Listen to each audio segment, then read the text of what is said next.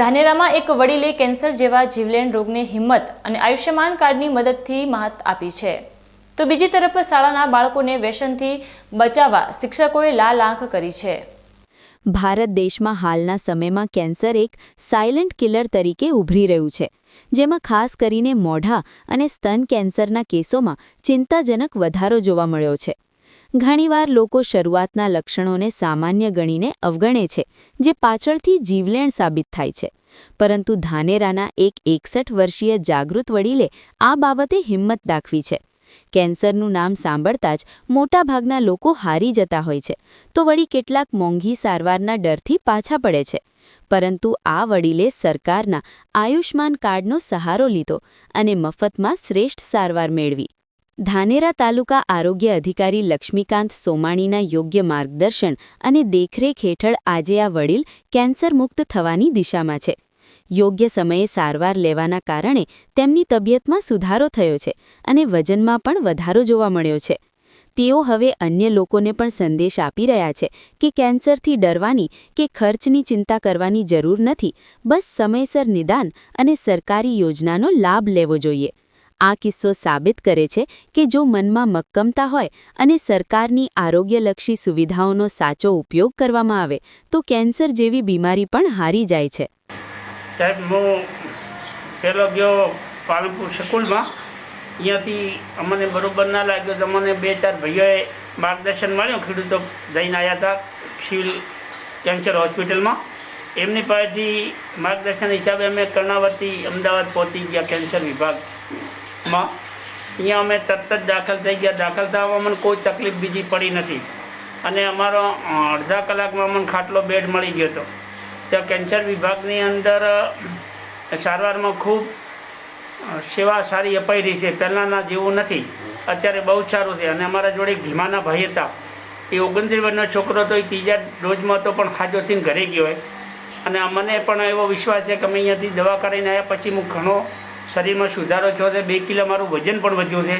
તો કેન્સર થઈ જાય તો એમાં 84 પ્રકારના ડૉક્ટર અંકિતભાઈ ડૉક્ટર સાહેબે કીધું હતું પ્રકાર આવે તમારે કોઈ ચિંતા કરવાની જરૂર નથી, તમે ઝડપી સાજા થઈ જશો, 2 ડોઝ લેવા પડશે, બધે આરામ થશે। એટલે અમે અને હિંમત હાર્યા નથી અને અમે પણ હાજર થઈ જઈએ, મને પૂરેપૂરી મને અને મારા પરિવારને વિશ્વાસ છે। આપણે ચરી પાળવી પડે છે અને કોઈ ગળપણ કે તમાકુનું વ્યસન નહીં કરવા દેતું, પણ આજની પબ્લિક ખૂબ ગભરાતી હોય છે, એવી ગભરાવાની જરૂર નથી। ત્યાં સરકારની સહાય જે મળી રહી છે ને એ અદ્યતન મહત્ત્વની ખૂબ છે। 78ના કાકા અમરેલી જિલ્લામાં થયા હતા, એ પણ હાજર થઈને ઘરે ગયા છે। એટલે એવું કોઈ ડરવાની બીજી જરૂર હોતી નથી। અત્યારે દવાઓ બધી પ્રકારની ઉપલબ્ધ થઈ ગઈ છે।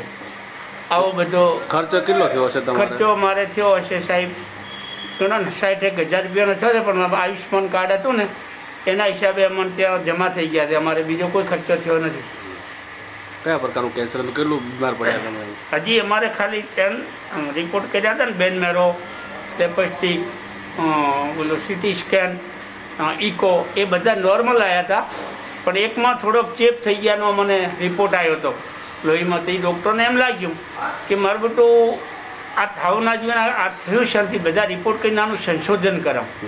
એટલે એ 5 ડૉક્ટર ભેળા થઈને એ લોકોએ રિપોર્ટ આવ્યા પછી અમે ગયા હતા પહેલી 2જી તારીખે, પણ 7મી તારીખે રિપોર્ટ આવી ગયા હતા, પછી એમને દવા ચાલુ કરી દીધી અને એ સંશોધન કર્યા પછી એમને એમ જોતું કે આ કઈ રીતે થયું એમ, એટલે એના પછી એમને દવા કરીને બાટલો ચડાવ્યો। તબિયત સારી, સ્વસ્થ? અત્યારે હું સમજ છું, ફરી તો ખોરાક ખૂબ ભાવે છે અને આરામ છે।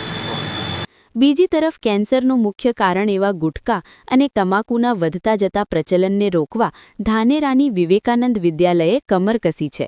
શાળામાં અભ્યાસ કરતા નાના બાળકો પણ આ બદીનો ભોગ ન બને તે માટે શાળા પરિવાર દ્વારા અચાનક રેડ પાડવામાં આવે છે। પ્રિન્સિપલ ગમનભાઈ ચૌધરીની આગેવાનીમાં શિક્ષકોની ટીમો બનાવી બાળકોના સ્કૂલ બેગ અને વર્ગખંડોમાં તપાસ કરવામાં આવે છે, જેથી કોઈ બાળક ગુટખા જેવી ચીજો સાથે ન લાવે। આરોગ્ય વિભાગે પણ શાળાના બાળકો સાથે બેઠક કરી કેન્સરની ભયાનકતા વિશે સમજણ આપી છે। અમારી શાળામાં બાળકો ગુટખાનો ઉપયોગ ન કરે એના માટે અમે ઘણા સમયથી આનો પ્રયોગ કરી રહ્યા છીએ। વારંવાર વિદ્યાર્થીઓનો દફતર ચેક કરીએ છીએ અને સાથે સાથે વિદ્યાર્થીઓને પ્રેરણા પણ આપીએ છીએ કે આપણા સમાજમાં, આપણા પરિવારમાં, કુટુંબમાં કોઈ પણ આવું વ્યસન ન કરે તેમના માટે અમે પ્રયત્ન કરીએ છીએ.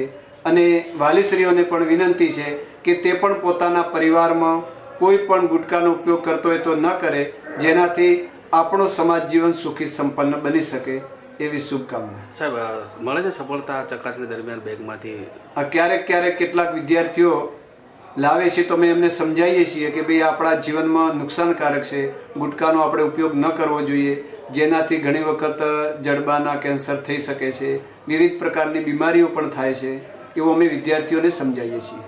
એક તરફ સારવારથી થયેલો રોગનો અંત અને બીજી તરફ પાયામાંથી જ વ્યસન દૂર કરવાની આ કોશિશ ધાનેરા માટે આશીર્વાદરૂપ સાબિત થશે. જો સમાજ અને શાળાઓ આ રીતે જાગૃત રહેશે તો ચોક્કસપણે આવનારી પેઢીને કેન્સર જેવા ભયાનક રોગના પંજામાંથી બચાવી શકાશે.